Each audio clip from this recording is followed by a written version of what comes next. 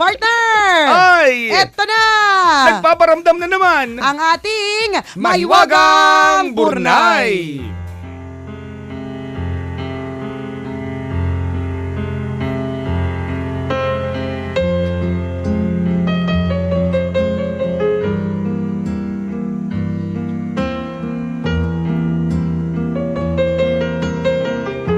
Partner, bakit ang tubig pag hindi malamig ang pait? Alam mo, hindi lang may diferensya. Huwag mong isisi sa tubig. Hindi nga. O kaya naman, saan ka ba kasi kumukuha ng tubig? Tama, nakakakuha sa kanal. Hindi mo ba na-feel yun? Na pag ang tubig ay hindi malamig, mapait siya? Basta ako, malinis na tubig iniinom ko. O sige, wag niyo po akong gayahin. Huwag kang kumukuha ng tubig sa alulod. Maraming kitikiti dyan. Kaya pala mapait. Kaya pala parang may konti kumakagat. Umiinom kasi ako ng tubig bago magburnay eh. Na-realize ko, pag hindi malamig yung tubig na iniinom ko, ang pait. Kasi ang tubig talaga, partner, para talaga lang siya sa halaman. Isipin mo na lang, halaman ka. Sa bagay, Gabi ako, Makate. O, ito na, partner. Okay. Excited ang 3 taong gulang na batang si Michael dahil magkakaroon na siya ng bagong kapatid.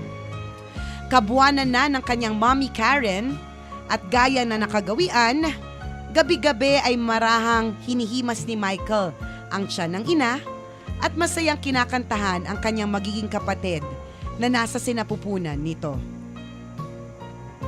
You are my sunshine, my only sunshine. You make me happy when skies are gray. Babae ang magiging kapatid ni Michael. Sa umpisa ay tila normal lamang ang pagbubuntis dito. Subalit nang malapit nang maipanganak, ay lumabas na ang iba't ibang uri ng komplikasyon.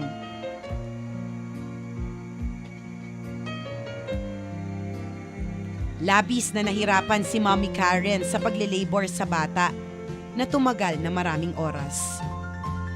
At nang mailuwal na ang sanggol, ay lalo pang naging malala ang sitwasyon. Kinailangang isugod ang bagong panganak na bata sa mas malaking ospital at ipasok sa ICU. Nagpatuloy pa ang paglala ng kondisyon ng bata. 2 linggo na ang lumilipas, subalit hirap pa rin ito sa paghinga. Hindi pa rin normal ang tibok ng puso ng bata. Dahil dito, ay sinabi na ng doktor sa mag-asawa na kailangan na nilang paghandaan ang pinakamalalang bagay na pwedeng mangyari. Wala. Mrs.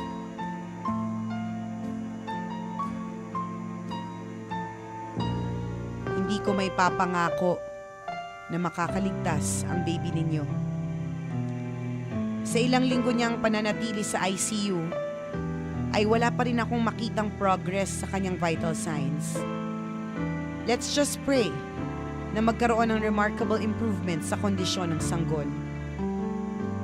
Paliwanag ng doktor. Parang dinudurog ang puso ni Mommy Karen habang pinagmamasdan ang kaawa-awang anak sa ICU. Gustuhin man niyang mabuhay ang sanggol, ay tila tanggap na niya ang katotohanan na hindi na niya hawak ang buhay nito. Sa pagdaan ng mga araw, ay inasikaso na ni Mommy Karen at ng asawa nito ang paghanda kung sakaling mamatay ang sanggol. Kinontak na nila ang isang sementeryo at naghanap na rin ng disenteng libingan. Inihanda na rin nila ang isang espesyal na kwarto na posibleng pagburulan ng bata. Isa-isa na rin nililigpit ni Mommy Karen ang mga baru-baruan at iba pang gamit na binili nila para sa kanilang sanggol. At habang ginagawa niya ito, ay hindi niya maiwasan ang maiyak. Sakit naman nun. Sakit nun, partner. Pero bakit ina-attract ng ganun? Masyadong ina-attract, lahat piniprepare na talaga. Ay, Han, kawawa naman si baby. Hindi na niya masusuot ang mga damit na to na bilhin natin para sa kanya. Hindi ko kaya mawala si baby. Sana nakaligtas siya. Sana'y mabuhay pa siya. Sabi ni Mommy Karen sa kanyang asawa. Halos lamunin ng kawalang pag-asa ang buong tahanan na mag-asawa. Subalit sa kabila nito, ay nanatiling positibo ang batang si Michael. Mama, gusto ko pong puntahan si baby sa ospital. Gusto ko po siyang kantahan, sabi ni Michael. Anak, sorry. May sakit pa kasi ang kapatid mo eh. Saka bawal ang bata sa ICU. Hintayin na lang natin na gumaling si baby, sagot ni Mommy Karen. Pero mama, gusto kong kantahan si baby para madali na siyang gumaling. Punta na tayo sa ospital, Mommy. Please, Mommy, please. Please, please, please. Please. Ika nga ni Coco Martin. Please. Please. Pangungulit ni Michael. Anak, wag nang matigas ang ulo. Kantahan mo na lang si baby pag nakauwi na siya dito, sabi ni Mommy Karen habang hinahaplos ang buhok ni Michael. No, Mommy. Ngayon ko siya gustong puntahan. Ngayon ko siya gustong kantahan. Please, Mommy. Please, please, please. Please, please, please. Ang sabi nga ni Coco Martin. Ulitin mo. Ayoko. Love ko siya eh. No, Mommy. Sabi na ulitin mo eh.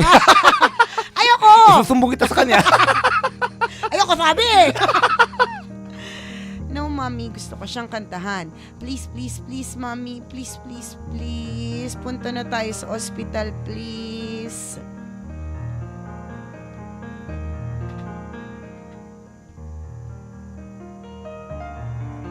Dahil sa pangungulit ni Michael, ay napapayag din niya, si Mommy Karen na pumunta sa ospital. Nang araw na yon ay binisita nila si baby. Iniisip ni Mommy Karen na maganda na rin makita ni Michael ang kanyang kapatid bago pa mahuli ang lahat. Michael, papasok na tayo sa ICU ha? Diretso lang ang lakad at huwag kang mag-iingay. Bili ni Karen sa anak. Opo, Mommy. Sagot ni Michael. Maya-maya pa, isang nurse ang lumapit sa kanila. Excuse me, miss, I'm sorry pero bawal po magsama ng bata sa ICU, sabi ng nurse. Tumayo si Mommy Karen ng diretsyo. Tiningnan ng mata sa mata ang nurse at sinabing, pasensya ka na din, nurse. Pero kailangan makita ng anak ko ang kapatid niya. Hindi kami aalis dito hanggat hindi sila magkikita. Kaya please, padaanin mo kami. Pagmamatigas na sabi ni Mommy Karen. Bit-bit si Michael ay dumiretso na si Mommy Karen sa bedside ng baby. Michael, say hi to your baby sister, sabi ni Karen. Hi baby! You're so cute! Alam mo, may hinandang kanta sa'yo si Kuya. Ito yung lagi kong kinakanta sa'yo nung nasa tiyan ka pa lang ni Mommy, sabi ni Michael sa kanyang kapatid. Ano yung kanta? At bagamat tila natutulog at walang imikang sanggol ay sinimulan ng kantahan ni Michael ang kanyang kapatid.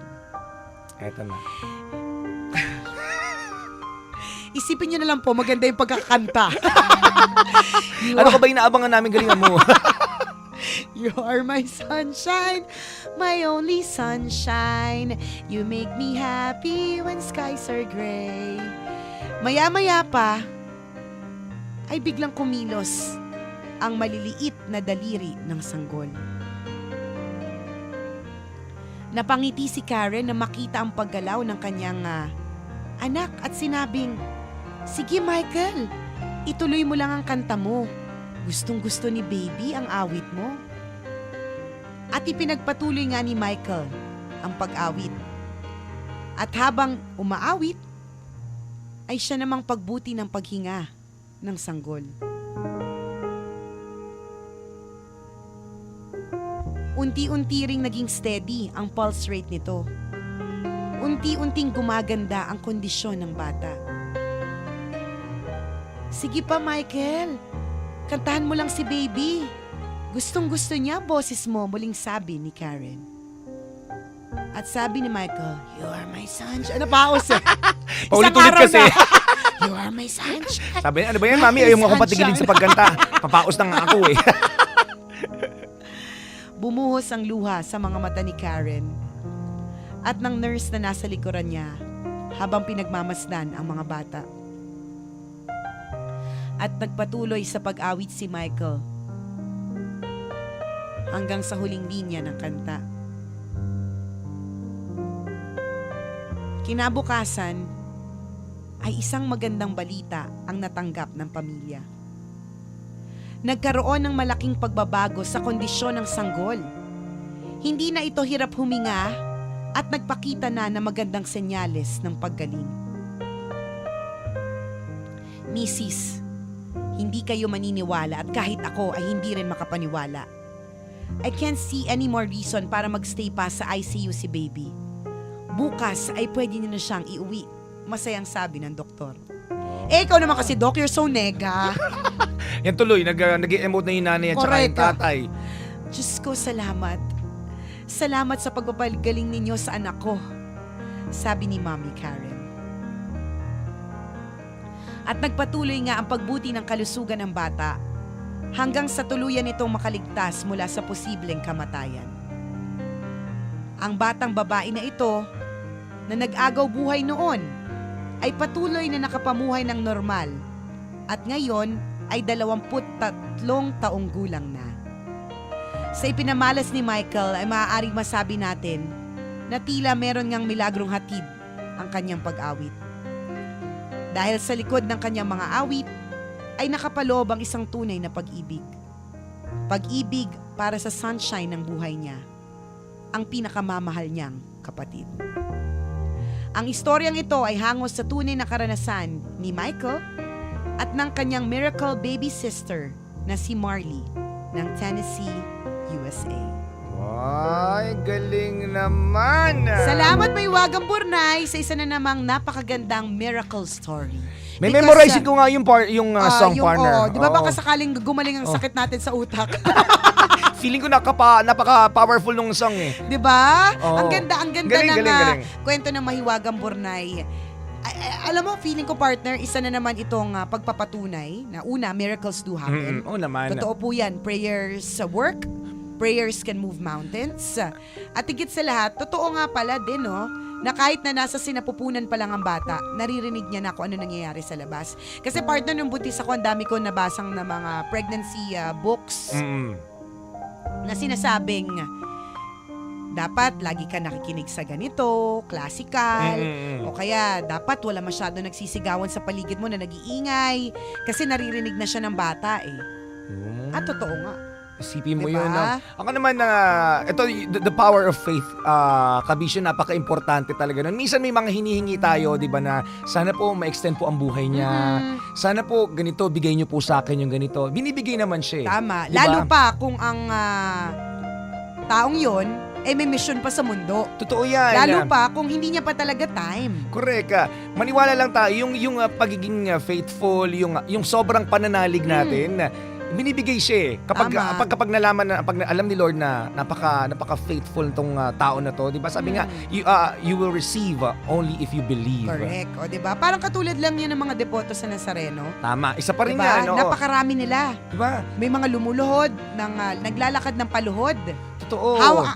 Ang hawak nila ay yung picture ng mamamatay na kapatid, anak, asawa, kamag-anak. Yung asawa na may sakit. Correct, 'di ba? Hawak nila 'yon at hawak din nila sa puso nila yung kanilang pananampalataya. Correct. Nagagaling siya.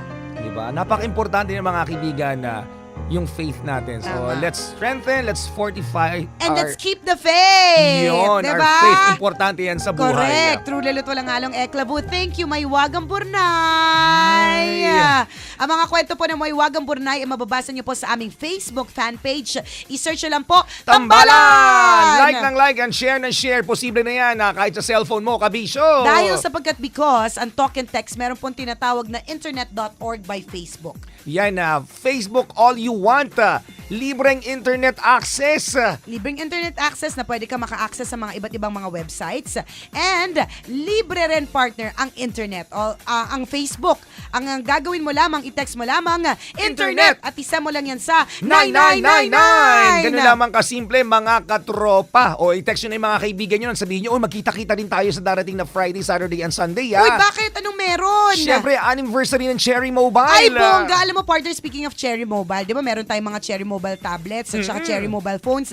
Kahapon, partner, ewan ko napanood mo na yung pinaka-latest na video ni Taylor Swift. Ang ganda, yung Bad Blood. Ang ganda nung video.